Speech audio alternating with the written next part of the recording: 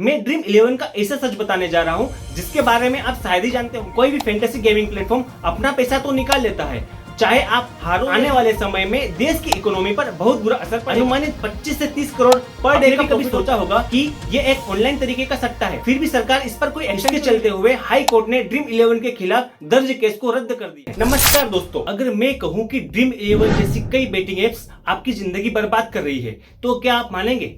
लेकिन ये बिल्कुल सच है, ये मैं खुद नहीं कह रहा हूँ, ये सारी रिसर्च कह रही है। तो इस वीडियो को पूरा जरूर देखें। ड्रीम 11 आज इंडिया का नंबर 1 फैंटेसी गेमिंग प्लेटफॉर्म बन चुका है, जो अप्रैल 2019 में इंडिया की फर्स्ट यूनिकॉर्न कंपनी बन चुकी है। देखो, यूनिकॉर्न कंपनी का हिस्सा बनना कोई मामूली बात नहीं है। इसका मतलब ये होता है कि स्टॉक मार्केट की लिस्ट में आए बिना $1 बिलियन की वैल्यूएशन तक पहुंच जाए, यानी कि कंपनी की कीमत 100 करोड़ से भी ज्यादा की हो जाए। और फिलहाल में ड्रीम 11 की वैल्यूएशन $8 बिलियन यानी कि 7500 करोड़ यानी कि 7000 करोड़ से भी ज्यादा की है। आप इससे अंदाजा लगा सकते हैं कि ड्रीम 11 एक दिन में कितने पैसे कमाता है। अब आपके मन में सवाल उठ रहा होगा कि 2008 में आई एक छोटी सी कंपनी इतना कैसे कमा लेती है, जबकि वो अपना सारा पैसा इनाम के तौर पर लोगों में बांट देती है। तो इस वीडियो को अंत तक जरूर देखें, और अगर इस वीडियो से थोड़ी सी भी वैल्यू मिलती है तो चैनल को सब्सक्राइब करना ना भूलें, क्योंकि हम आपके लिए ऐसे ही वैल्यूएबल वीडियोस लाते रहेंगे और आपका नॉलेज बढ़ाते रहेंगे। यह वीडियो आपके लिए तो बिल्कुल फ्री है, लेकिन आपका एक सब्सक्राइब हमारे मोटिवेशन को बढ़ाता है, इसलिए please click on the subscribe button. अब वापस टॉपिक पर आते हैं। यह पैसे कैसे कमाती है, यह जानने से पहले हम ये जान लेते हैं कि आखिर इसकी शुरुआत कैसे और कब हुई। ड्रीम 11 जिसे 2008 में हर्ष जैन के द्वारा शुरू किया गया था, जिसने 2008 में 224 करोड़ का रिवेन्यू जनरेट किया था, वहीं 65 करोड़ का घाटा भी हुआ था। रिवेन्यू का मतलब ये होता है कि कंपनी के द्वारा टोटल कितना रुपया इकट्ठा हुआ और इसके बाद टोटल एक्सपेंशन को डिडक्ट किया जाए तो उसके बाद जो पैसा बचेगा उसे हम नेट प्रॉफिट कहेंगे। वहीं 2009 की बात करें तो 775 करोड़ का रिवेन्यू जनरेट किया था, साथ ही 331 करोड़ का नुकसान भी हुआ था। और फिर 2020 में 2120 करोड़ का रिवेन्यू जनरेट किया था और वहीं 181 करोड़ के फायदे में रही। और वहीं 2021 की बात करें तो 2706 करोड़ का रिवेन्यू जनरेट किया, साथ ही 329 करोड़ का प्रॉफिट भी हुआ था। और यह एक्सपेक्ट किया जा रहा है कि इसका रिवेन्यू 2023 में 3100 करोड़ तक पहुंच सकता है। आखिर 2 साल में 196 करोड़ का नुकसान होने के बाद भी इतना कैसे कमा लेती है, यह जानने के लिए इसके बिजनेस मॉडल को समझना होगा। ड्रीम 11 एक ऐसा फैंटेसी गेमिंग प्लेटफॉर्म है जहां क्रिकेट ही नहीं बल्कि हॉकी, फुटबॉल, कबड्डी और बास्केटबॉल भी खेल सकते हैं, जिसके 2014 में 10 लाख यूजर्स थे। वहीं 2023 तक की बात करें तो इसके यूजर्स 15 करोड़ तक पहुंच गए। अब जितने ज्यादा यूजर्स बेस होंगे उतनी ज्यादा कमाई होती है। अब जानते हैं कि इसकी कमाई कैसे होती है। देखो, जो ड्रीम 11 ऐप है यह गूगल एड्स या किसी भी तरह की एडवर्टाइजिंग कंपनी के मोनेटाइजेशन सिस्टम से पैसे नहीं कमाती। अब आप सोच रहे होंगे कि ये गूगल एड्स से क्या होता है। गूगल एड्स गूगल का एक सिस्टम है जिसके जरिए गूगल बड़े प्लेटफॉर्म्स जहां पर बहुत सारे लोग जुड़े हो, जैसे किसी मोबाइल एप्लीकेशन या फिर वेबसाइट पर, उन्हें एड्स दिखाकर पैसे कमाता है और उसका कुछ हिस्सा एप्लीकेशन या वेबसाइट ओनर को देता है। लेकिन ड्रीम 11 इस तरह के एड्स पर काम नहीं करता। ये कंटेस्टेंट के एंट्री के पैसों को जमा करने के बाद उसमें से कुछ हिस्सा यानी कि 15 से 20% अपने पास रख लेता है। इसको एक एग्जांपल के रूप में समझते हैं, जैसे कि 39 रुपए के कंटेस्ट में 1 करोड़ लोगों ने भाग लिया, तो इसमें 1 करोड़ इंटू 39 यानी कि 39 करोड़ का रिवेन्यू जनरेट किया और इसका 80% लोगों में बांट देता है और 20% यानी कि 7 करोड़ 80 लाख का प्रॉफिट खुद रख लेता है, वह भी सिर्फ एक कॉन्टेस्ट से कमाया हुआ पैसा। इसी तरह अलग अलग गेम के अलग अलग कॉन्टेस्ट में अनुमानित 25 से 30 करोड़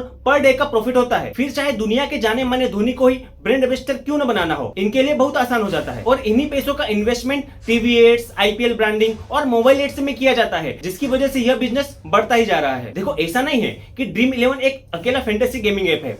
इसके जैसे मार्केट में कई एप्लीकेशन हैं, जैसे My 11 Circle, Mobile Premier League, Zupee. आपने भी कभी सोचा होगा कि ये एक ऑनलाइन तरीके का सट्टा है, फिर भी सरकार इस पर कोई एक्शन क्यों नहीं लेती है। यही सोचते हुए एक व्यक्ति ने 2017 में ड्रीम 11 कंपनी के खिलाफ सुप्रीम कोर्ट में केस कर दिया, जिसके बाद में लोगों के मन में यह बैठ गया कि यह एक प्रकार का सट्टा है और ये काफी बदनाम भी हुई थी। जिसके बाद लगातार 2 सालों तक ड्रीम 11 के यूजर्स कम होने की वजह से उन्हें करोड़ों का नुकसान भी हुआ था। फिर इसके बाद धोनी को ब्रांड एम्बेसडर बनाया गया, जिससे लोगों में विश्वास जागे। जब इंडिया के जाने माने धोनी इसका प्रचार करेंगे तो लोगों को लगेगा कि ये सही ही होगा। इसके चलते हुए हाई कोर्ट ने ड्रीम 11 के खिलाफ दर्ज केस को रद्द कर दिया, क्योंकि ड्रीम 11 के सीईओ हर्ष जैन ने अपील की और उन्होंने कहा कि यह कोई सट्टा नहीं है। हमारा कॉन्टेस्ट किसी के हार और जीत पर पैसा नहीं देता, बल्कि इसमें वह जीतता है जो दिमाग से प्लेयर चूज करता है। ये तुक्के नहीं, दिमाग का खेल है। द गेम ऑफ स्किल है, क्योंकि यहाँ पर किसी एक टीम की हार और जीत पर पैसा नहीं मिलता, बल्कि दोनों टीम के बराबर प्लेयर्स सिलेक्ट होने के बाद कॉन्टेस्ट में हिस्सा ले सकते हैं और वह तभी जीतता है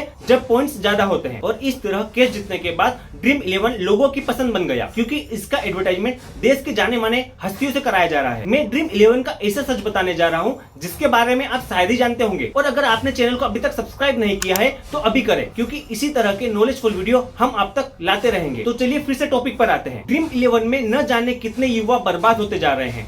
बहुत सारे लोग सुसाइड भी कर रहे हैं। बहुत सारे यूट्यूबर्स जिनके पास मिलियंस में सब्सक्राइबर्स हैं, उन्हें ड्रीम 11 कई बार ऑफर कर चुका है कि आप भी हमारे एप्लीकेशन को प्रमोट कीजिए। लेकिन इसका पूरा सच जानने के बाद शायद आप भी सही डिसीजन ले लेंगे कि आपको इसका यूज करना चाहिए या नहीं। देखो, कई लोग आज भी मानते हैं कि ड्रीम 11 एक बेटिंग ऐप है, लेकिन अब तो कोर्ट ने भी कह दिया है यह एक लीगल ऐप है, क्योंकि यह गेम ऑफ स्किल्स है। तो फिर हम कौन होते हैं इसे बेटिंग ऐप कहने वाले, जब कोर्ट ने इसे इनकार कर दिया है। लेकिन आपने इनका एड तो हर कहीं देखा होगा जिसमें क्लियर लिखा होता है कि इस खेल में लत लग सकती है, आप अपनी समझदारी से खेलें। इस खेल में आदत लगना या आर्थिक जोखिम संभव है, जिम्मेदारी से खेलें। आप इस लाइन के पीछे का मतलब समझते हैं। जब भी आप ड्रीम 11 में पैसे डिपॉजिट करते हैं तो वह हमेशा के लिए ब्लॉक हो जाते हैं, यानी कि एक बार पैसा डालने के बाद आप तभी पैसा विड्रॉ कर सकते हैं जब आप अपने गेम जीती हो या फिर उसी पैसे से कॉन्टेस्ट में हिस्सा लेकर उस पैसे का यूज किया हो। अब इसमें क्या होता है कि अगर आपने 39 रुपए का कॉन्टेस्ट में पार्टिसिपेट किया है तो अगर आपको गेम की नॉलेज है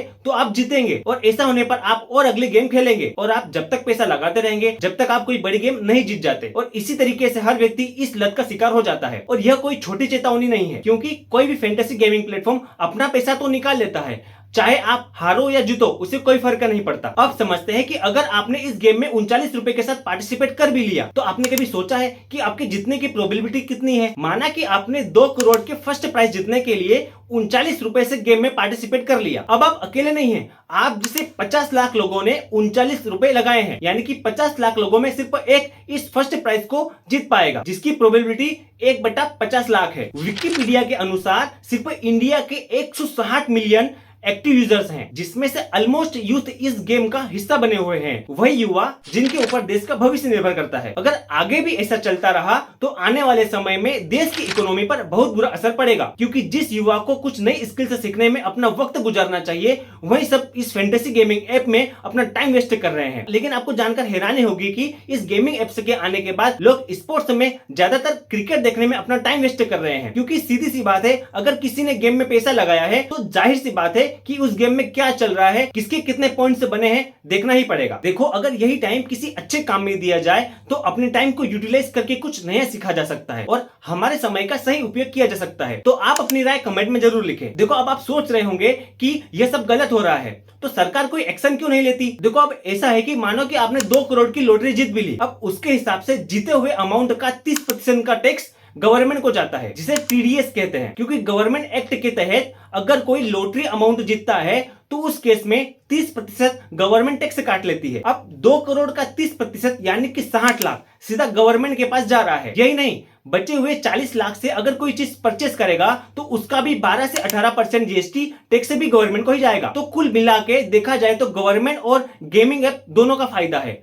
और यहाँ किसी का नुकसान हो रहा है तो है देश की जनता का। अब आपको डिसाइड करना है कि हमें लाखों लोगों के बीच इस गेम में उतरकर अपना कीमती टाइम वेस्ट करना है या फिर अपने टाइम को यूटिलाइज करके स्किल से सीखना है। फैसला आपके हाथ में है, क्योंकि मार्केट में हर कोई प्रॉफिट कमाने बैठा है, लेकिन आपको पैसा बचाना है या गंवाना है ये आपकी मर्जी है। अगर वीडियो अच्छी लगी तो वीडियो को लाइक जरूर करें और अपने दोस्तों और परिवार को शेयर जरूर करें। अब मिलते हैं अगली वीडियो में एक इंटरेस्टिंग टॉपिक के साथ।